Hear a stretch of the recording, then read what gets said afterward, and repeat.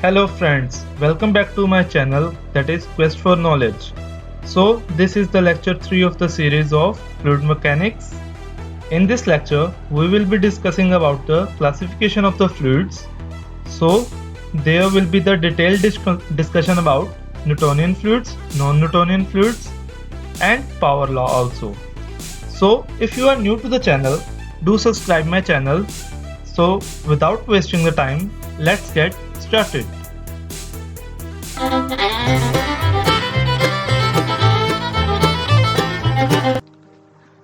So today we will be discussing about the types of the fluids, or you can say about the classification of the fluids. So as we all have studied in the previous lecture about the Newton's law of viscosity, according to this law, the shear stress is equals to the dynamic viscosity times the rate of shear strain, or you can say dynamic viscosity times the velocity gradient, that is tau is equals to mu times du upon में dy. Okay, so the fluids are basically classified into two parts. The one is the Newtonian fluid and other one is the non-Newtonian fluids.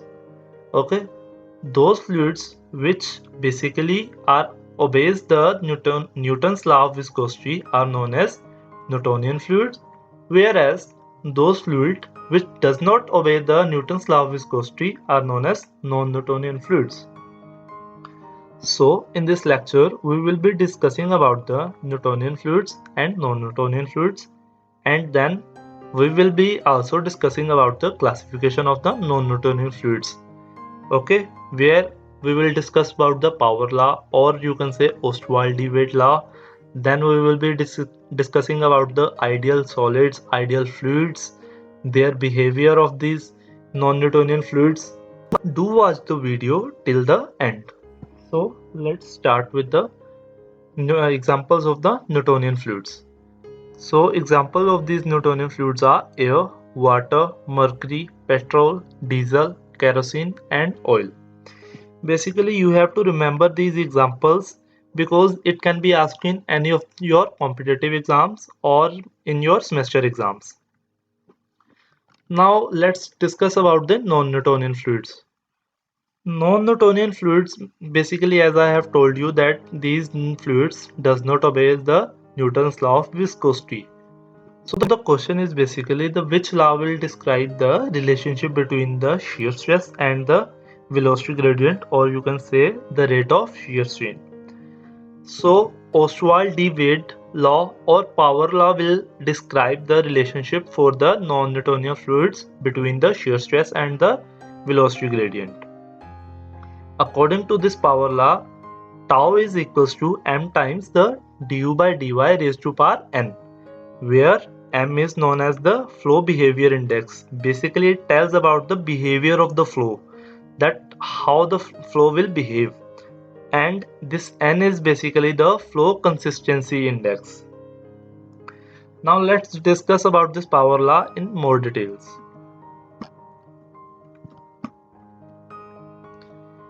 So as you can see that I have written tau is equals to m times du by dy raised to power n. I can also break it like this, that is tau is equals to m times du by dy raised to power n minus 1 multiplied by du by dy power 1.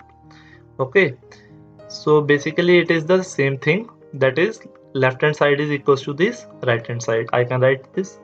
Okay,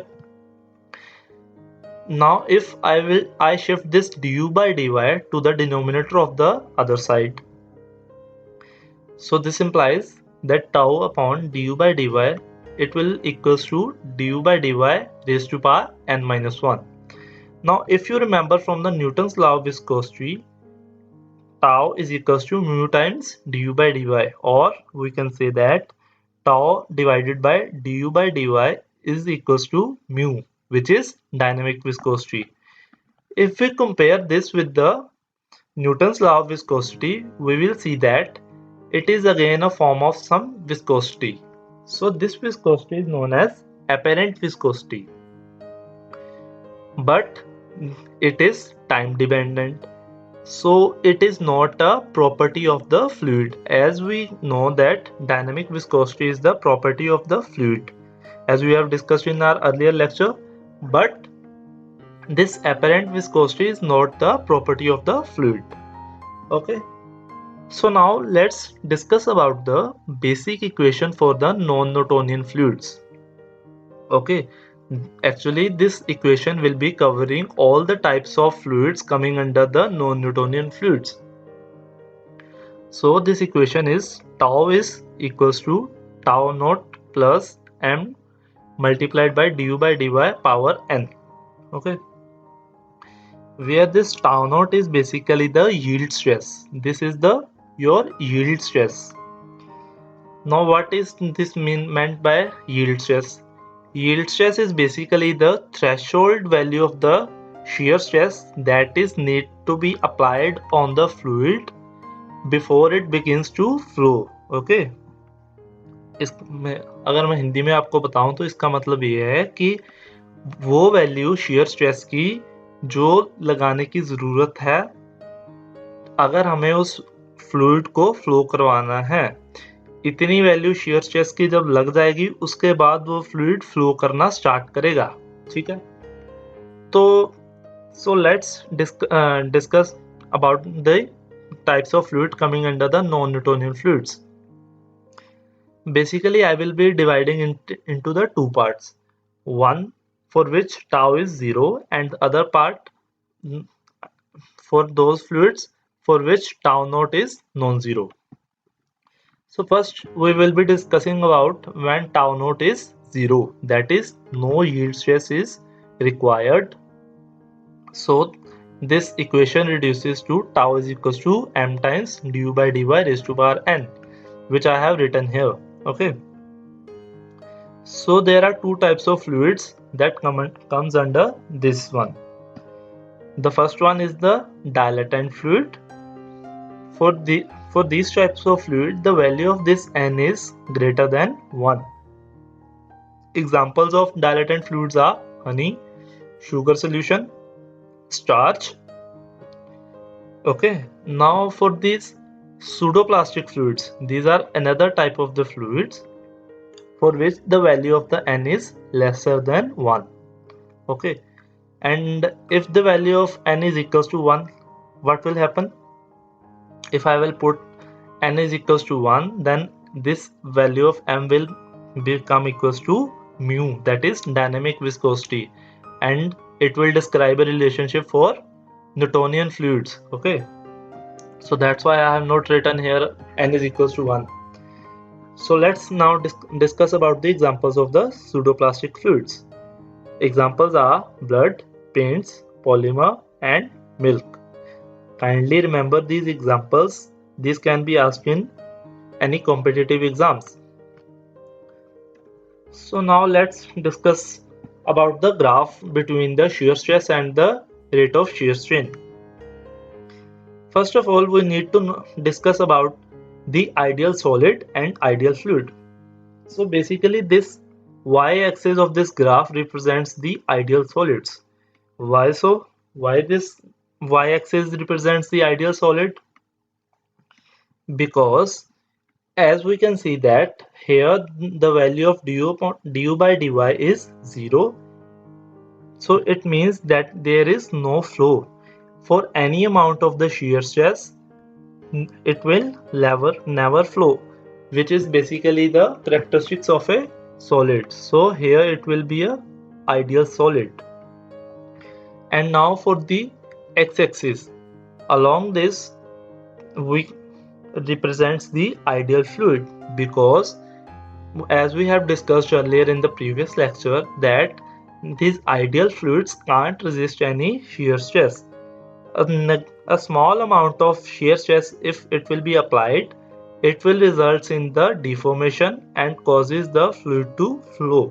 Okay, now for this Newtonian fluids, as I have told you that for the Newtonian fluid, if I put n is equals to 1 and tau naught 0, it will describe the basic equation for the Newtonian fluid, or you can say the Newton's law of viscosity. Okay, So basically for this Newtonian fluid, the y-intercept is 0, as I have told you that tau naught is 0, and the slope is viscosity, dynamic viscosity mu, which is a constant. So it will be a straight line starting from this origin. Now coming to this dilatant fluids and the pseudoplastic fluids. I have told you that for the dilatant fluids, the value of n is greater than 1, and for the pseudoplastic fluids, this value of n is lesser than 1. Okay. Now if the value of n is greater than 1, from here you can see that du by dy raised to power n minus 1. Okay, so this is basically the slope of this graph. It means that this slope is increasing. Okay, the slope is increasing, and this apparent viscosity is basically the slope of this graph.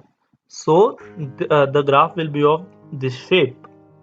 Whereas for this pseudoplastics, the value of n is lesser than 1, which means the slope is decreasing. So the graph will be like this. Okay, and both of these graphs will be starting from the origin, as I have told you that this tau naught is 0 for dilatant fluids and pseudoplastic fluids. Okay. Also note that these dilatant fluids are also known as shear thickening fluids. Okay, shear thickening fluids. Why so? Because the viscosity of these shear thickening fluids, or you can say dilatant fluids, it increases with the increase in the value of shear stress, as the value of n is greater than 1. Okay, so viscosity will increase. You can also see it from the graph. Whereas for the pseudoplastic fluids, it is a shear thinning fluid. Okay, shear thinning fluid means viscosity will be decreasing with the increase in the shear stress. Okay, slope is decreasing. You can see here the slope is decreasing with the increase in shear stress. Okay. Now let's discuss when the tau naught is non-zero, means some value of threshold shear stress is required before the fluid to flow. Okay,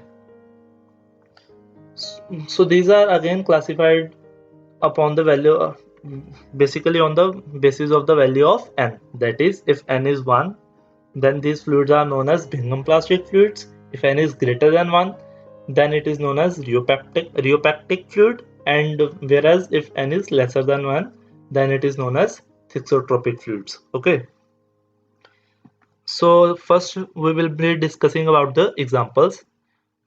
So for the Bingham plastic, examples are toothpaste, gel, cream. For the rheopactic fluids, it is rheopactic fluids. Example is gypsum. And for the thixotropic fluids, example is ketchup, enamels. Okay. From the graph, you can also see that for the Bingham plastic, for which n value is 1, it is again a linear line, but the graph is not starting from the origin as it is in the case of Newtonian fluids. So some value of yield stress is present there. Similarly, rheopactic fluids also have a value of some yield stress, but the graph is in the similar fashion to that of the dilatant fluid. And the thixotropic fluids also show the same fashion as compared to the pseudoplastic fluids, but with some value of the yield stress. So I hope you have understand about the classification of these fluids. In the next lecture, I will be covering about the bulk modulus, compressibility. Okay. If you have liked the video and understood the concept and liked the content, then kindly like and share this video and subscribe the channel. Thank you.